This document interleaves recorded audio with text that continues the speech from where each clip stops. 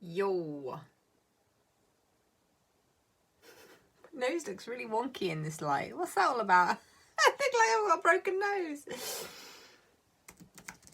Just gonna wait and see if anyone joins me live whilst I share this in the places.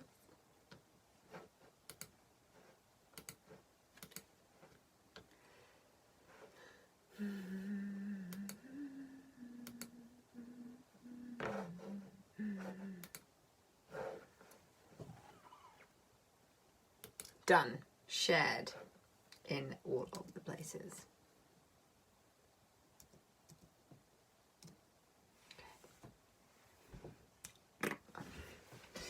So I've been getting in with the ladies in the business coven, and I'm having them do check-ins with me on Mondays just to make sure that everyone is getting what they need and whatnot. And one of the conversations I was having today was about bringing pleasure back into all aspects of business, but also it dawned on me as I was having these conversations how comfortable, that's the wrong word, not comfortable, how I have become acclimatized, shall we say, to the feeling of the unknown.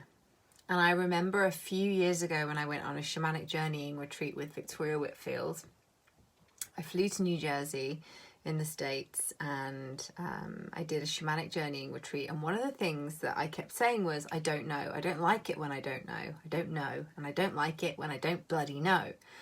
Like the answers to, like, what's my purpose? This is something that I come back to time and time again. Okay, so for those of you who kind of witness my journey and think, oh, she knows what she's doing, you're wrong.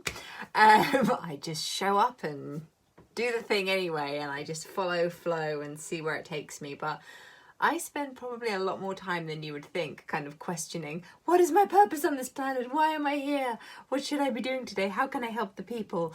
So what you see is always just, what you see. You don't always see everything. And I acknowledge that I'm under no obligation to share every part of my process with the world. I did for a while and it got quite exhausting. And so one of the things that I've definitely, I was going to say learnt to do, but one of the things that I definitely feel to do more and more these days is allow myself to be in the juiciness of my own process. And if part of that is sharing it, that's okay. But I no longer feel this pressure that I used to feel to share every single piece of the journey, like, because I must be authentic, and to be authentic means that I must show my entire life on the internet. And it's like, well, no, not really. You don't have to do that. But it's also really, it's a really positive thing when you can take what you may have once perceived to be a failure or a lower moment and be empowered around it and share it from that place of, this is life, this is real life. It's not always perfect. It gets fucking messy, but the people who succeed are the ones who dust themselves off, get back up and keep on going.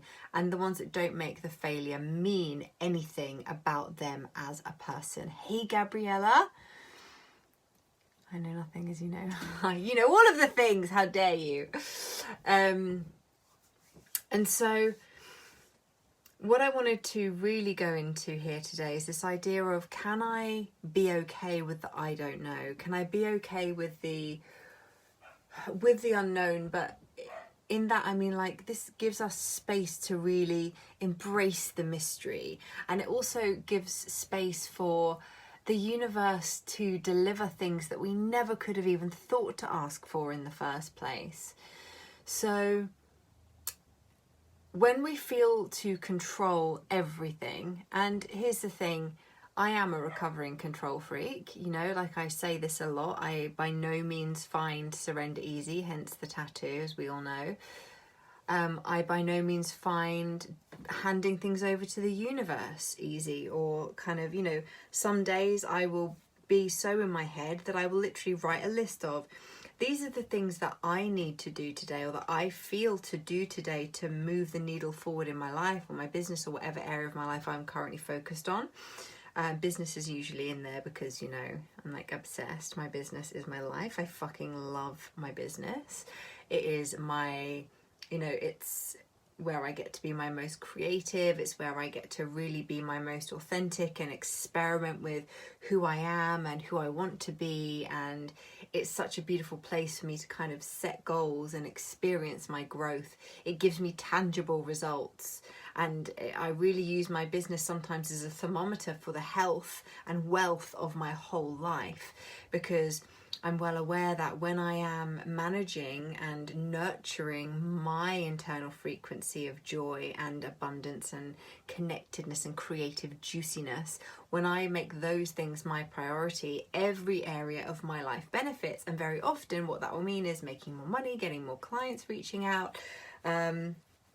Just, you know, it's like a really beautiful barometer of where things are in terms of my internal state. If I feel like there's no money coming in, there's no inquiries coming in or whatever, it's a sign to me usually that something's out of alignment within me. I also use my eating and my health as a gauge on where my internal wealth frequency is. So if I feel that I need to eat a lot of sugary foods, or if I'm not sleeping properly, or I'm maybe watching too much television, things like that, then I use those things as a marker for, oh, something's not quite in alignment right now. So rather than giving myself shit for them, don't get me wrong, sometimes I give myself shit, not fucking perfect, not a robot, still very much human. But I use those moments of, you know, as points of reflection to just go deeper within and ask myself, like, you know, the other week I posted a quote about a week ago, I think it was, saying, when you feel abandoned, ask yourself first, where have I abandoned myself? Because whenever I feel anything, I know that it is a reflection of something that I've created for myself internally.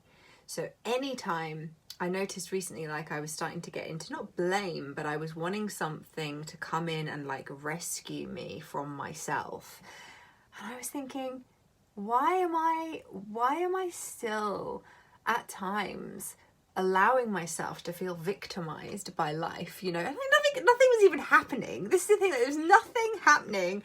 That if anyone looked at me from the external, they'd be like, well, I don't see why you would feel that way anyway. But internally, there was just this dialogue happening, and I was like, why am I allowing this dialogue to happen inside of me? And so as soon as I kind of allowed it to unfold a little bit, I got my answers and I was able to move forward and blah, blah, blah. But this idea of being able to embrace the not knowing is so powerful, and it really creates space for miracles and magic in our life, because the more that we get obsessed with the how, and the more that we get obsessed with, you know, the day-to-day ins and outs of what we're doing and who we're being and how we're showing up and what that means, like externally, like waiting for that external validation, waiting for someone else to tell us we're doing a great job, or you'll be okay, or you're fine, you're safe, whatever it is that we feel we need to hear from others. When we acknowledge that sometimes we've attached our worth to that, when we know that, when we've attached our feeling of worthiness and deserving and our feeling of okayness and safety to someone else or something external, that's when we need to go within and ask ourselves, why, you know, where am I not allowing myself to feel safe? Where am I not allowing myself to be? One of the things that's been coming through is like, where am I not allowing myself to feel safe in my aloneness, right? Hey, Kerry, it's been a while, love. So yeah, where am I not allowing myself to just be okay with what I'm experiencing and what I'm feeling? And where am I almost punishing myself for not moving through this quick enough? Since so many of these pieces kind of dropping in for me over the last week. And this idea of being okay with the unknown. We get so used to using these external markers to validate our worth, to validate our message, and validate even, you know, whether it's our artwork or whether it's the offerings we're putting out to the world. Maybe we even look for it when we're on like a, you know, like a self-love or a body image type journey. We even look for it there, you know, for that external, for someone to tell us that we look good, or that we're doing great, or we're doing the right things, and we're eating the right foods, and we're exercising in the right way. And you know, it's okay to want that reassurance. It's okay to want that recognition and that acknowledgement from outside. But I can tell you, sure as shit, you are going to get more of it when you are vibrating at a place of just being okay without it, but also where you can give it to yourself first, where you can look first in the mirror, you know, figuratively and literally, and be like, I like what I see. I like what I see in that mirror when I look at my body. I like what I see when I look in that mirror, when I think about myself intellectually or emotionally or on a spiritual level. I like what I see. And I think sometimes when we're in that, when we're shifting from one paradigm, that paradigm of like do, into this paradigm of the more feminine kind of ease, flow, embracing the mystery, embracing the chaos, allowing ourselves to just be whatever we need to be and trusting the universe to deliver. When we move from one paradigm to the other, it can feel very disorientating, particularly for people like, you know, me, and potentially you. If you enjoy my work, you're probably quite a lot like me on some level, so you're welcome. Sorry, not sorry. But people like us tend to really want to contradiction, of course, because, you know, human as fuck. So we want to be able to control the outcome. We want to get the physical result. We want to know what we're getting, but we also sometimes really struggle to articulate what it is we want, because we just kind of feel it. It's like, I kind of know what it is, but as soon as I have to describe what I want, sometimes it takes me out of the feeling of it and I get all up in my head and I'm like, I don't even know how to describe it. Sorry, the draft just blew a door shut downstairs, so if you heard that, that's what that was. There's no one else in the house slamming doors, it is just a breeze. But yeah, this idea of being able to embrace the unknown really just allows us to kind of take that step back and take that breath and allow for the beautiful pieces to just drop in a way that we could never have planned. So it's great when you can, like, step by step something and, you know, set the goal and then work it backwards and chunk it down like we were doing NLP, and like figure out all of the steps that you need to take in order to get there. But very often what happens is, on the journey to getting to your goal, you may not actually get the result that you want, and when you get there, you don't feel any different. You don't feel like anything's happened, and so then you need more and more and more, and all it does is leave you in this place of feeling like nothing's ever going to make you happy, that you're never going to have enough, because every time you hit a goal that way, from that kind of more, for want of a better word, I've kind of been conditioned into using these words, I need to find better words, but for now we'll go with the masculine feminine thing. You know, we've been conditioned into that kind of masculine, like, make the plan, follow the steps, get the thing done, now you're happy, aren't you? It's like, well, actually, no, I'm not happy now, because my life, I don't want my life to be a fucking tick list of shit that I'm meant to achieve, you know? Like, I want the achievements, don't get me wrong, like, me and my clients, we fucking want the achievements, we want the results, we want the money, we want the clients, we want the sales, we want the body, we want the beautiful holidays and the amazing sex and all of the incredible things that we want in our life, but we don't want to have to fucking tick box our way there, because you've got to embrace this moment. And if this moment now, if you don't feel enough in this moment now, then when there's no amount of stuff that you're going to accumulate, or freaking trophies or certificates or like well done there pats on the head from people that we admire and respect, none of that stuff means shit if you don't feel good on the inside. And this is not to say that I'm all about, let's just get you feeling good and not worry about anything else.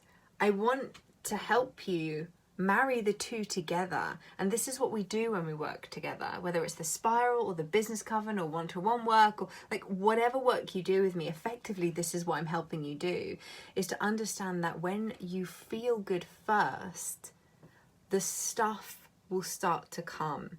The money will come, the people will come, the attention, the affirmation, the recognition will come. And the irony being, you won't really need it anymore, but you can still appreciate it. And one step that you can take today towards this is, if somebody pays you a compliment, do you really allow yourself to feel it? Do you allow it like into your heart space and actually like drink it in, like swallow it down and feel it in your belly? Or do you just kind of go, oh, thanks, and then like move on with your day? I've always kind of struggled with compliments unless they're about things that I can compliment myself about. right? So if somebody says to me like, oh, you know, I love that thing that you did in your business, I'm like, great, awesome, thank you, because you know, I am solid in what I do for a living. I'm solid in my purpose work, and I feel really good about what I put out into the world. But if somebody compliments like my body or something like that, because it's, you know, I always feel like a work in progress in that area to some degree. When someone compliments my body, I choose to be really mindful about receiving the compliment. Or if, you know, someone says something about like the way that I look in general, like my hair or an item of clothing that I'm wearing, those things I have found like very contracty around. I don't know if it's like the little girl in me going, I don't feel safe because you're looking at me, protect myself, just like thanks, and like bat it away. But actually these days I want to kind of absorb that positive energy that's coming towards me. You know, people who believe themselves to be empaths and like absorbing energy. Have you ever noticed how it's always the negative energy that people talk about absorbing? Well, if you're able to absorb energy, guys, just decide to absorb positive fucking energy. Like, seriously, you don't have to absorb only bad stuff. It's like, cool, yeah, I feel a lot of things, but that also means that if I shift my awareness, I can start absorbing good shit. So when people pay me a compliment or say something nice to me, or, you know, there's people laughing around me or whatever, like, I can choose to just like, drink that bad boy in and let that nurture me. Yeah. So I've spoken about 800 things on this live stream. This always happens. I have no idea what's resonating with who, but I just let it fall out of my face and hope for the best.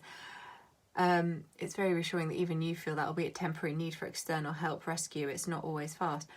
No, exactly. It's like sometimes that need to be rescued, you know, it can get triggered in me for sure.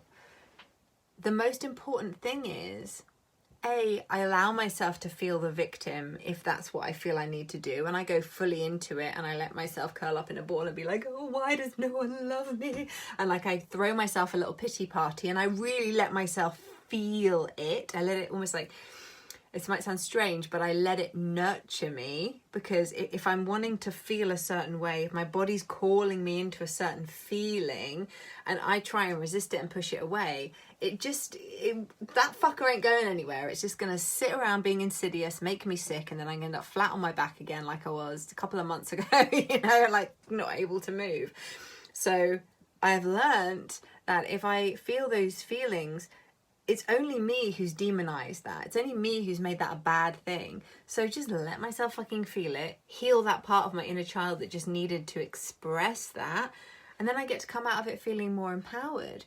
This is not the same as fucking wallowing in it and then, you know, being like, oh, woe is me, no one loves me, for days and days on end. You know, it's very different from that. It's really just about honoring what's alive for you in that moment, allowing it to move, and then getting the fuck on with your day. You know, it's like finding that balance between allowing yourself to feel, process, and embody those emotions so that they actually nurture you from the inside and give you what you need so that you can then move forward.